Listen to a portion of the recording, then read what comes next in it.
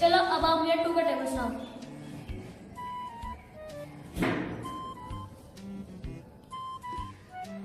2 1s are 2, 2 2s are 4, 2 3s are 6, 2 4s are 8, 2 5s are 10, 2 6s are 12, 2 7s are 14, 2 8s are 16, 2 9s are 18, 2 10s are 20।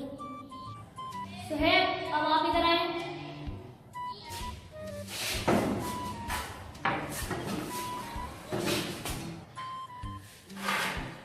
ये बताएं कि तालीम क्या होती है? तालीम एक जेवर है जो हम मर्दों पर हराम है, इसलिए हम लड़के इस जेवर को हासिल नहीं कर सकते। और इसलिए तुमने